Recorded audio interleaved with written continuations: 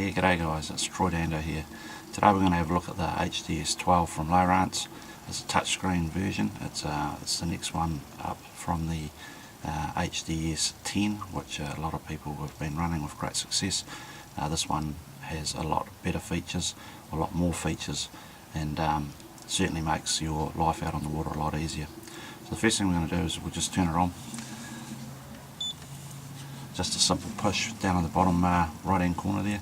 It's a lot easier. You don't have to hold it in like you did on the HDS-10, and the unit starts to boot up. A couple of things we're going to look at on the HDS-12 is the menu functions, which is very easy to navigate around, and also we'll just start taking you through a couple of the functions that you can do on it as well.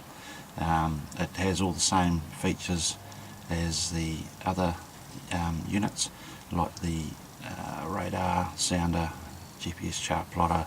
It's got info screens, your settings screens, and a couple other features that the HDS-10 didn't have, like a video window and a couple other things as well. So the first thing that comes up is your warning window, which is the same. You just hit the accept button on that. Of course, it's just touchscreen, so you don't have to worry about navigating through buttons to OK it. You just touch the screen and away you go. So we'll just go back to the menu button now, just for a start, which is the top right hand corner. If you just push that once, and it'll bring up the menu screen.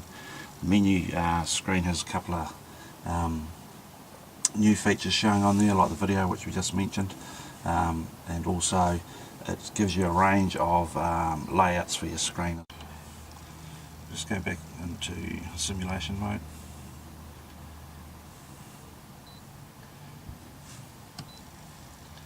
Go into settings, scroll down, simulation, simulate. You can click on simulate and it will bring up your simulation screen.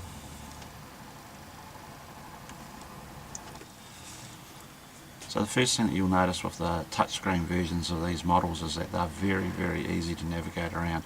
It didn't take me long at all once I got my unit to actually work out how to use it. So the easiest thing that you can do is just have a play around with it, and everything sort of just falls into place quite easy. To select screens, you just use your menu button, top right hand corner there, and from there you can select anything that you want to go into. So if you want to have a look at the sonar, it's only a matter of clicking on the sonar, one touch on the screen, the sonar opens up. If you want to go back, you can just hit the menu button again, and you can select, say, a selection of different screens. So you can put the sounder on one side and the chart plotter on the other side. It's as simple as that. A lot of those screens you can customize as well.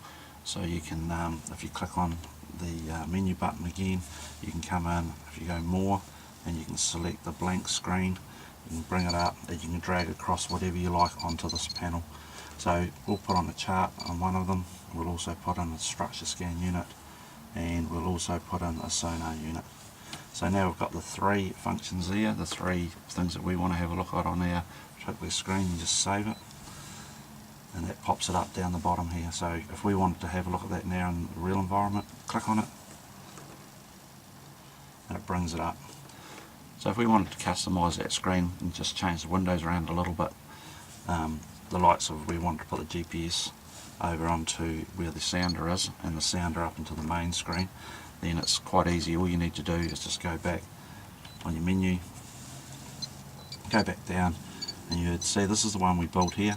If you hit customise, it brings up the little spanner, which means that you can then edit it. Click on the one you want to edit, it brings it back up. Then all you do is hold down the sounder and push it up to where the chart plotter was, and the chart plotter will move it. You save it, and away you go. Just click on it and open it up. It's as simple as that. Now you've got the GPS chart plotter down in the bottom corner and the sounder back up the top.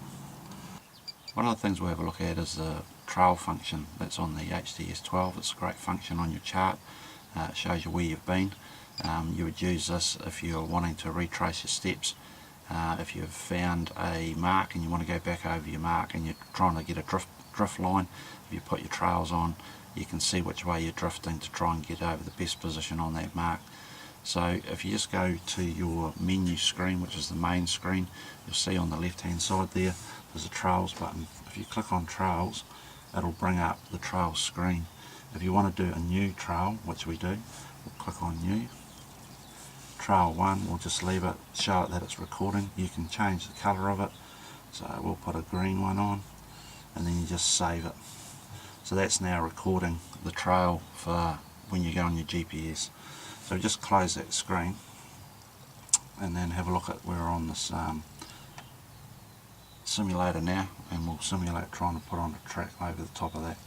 You can see if we zoom in a little bit, it's probably not the best colour to be doing it on, but you can see the trail starting to come out from behind the unit. So that's a great way of just seeing where you've been, and also if we were trying to drift over the top of that wreck sign, then that's what we would use. We'd use that trail function, set up a drift line. If it's not, if it's to one side of it, next time we go upwind and then try to drift back down, we'd go over to one side of it. That's how that works.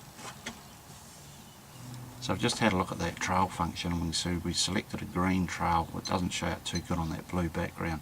So if we want to change that to a black trail, we would go in and we can alter that and change it over. So the first thing that you do is you go into your menu button, you select your trails again.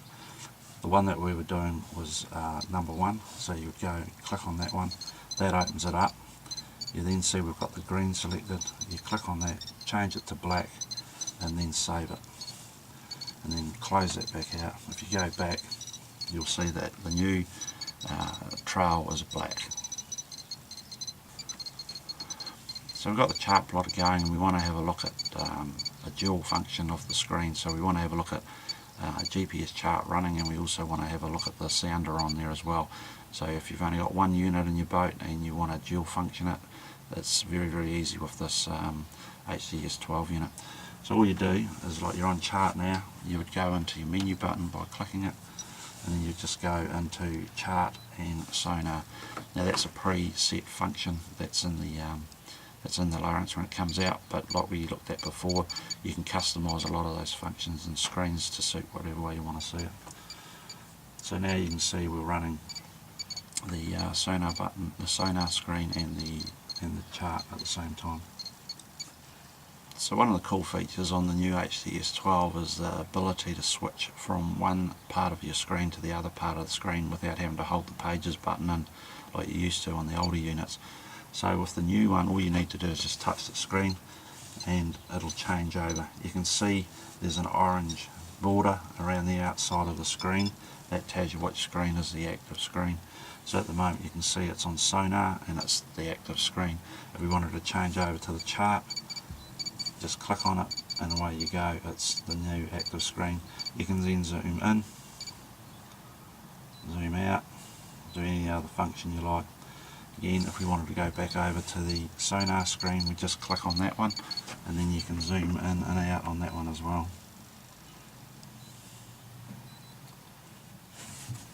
Very, very simple.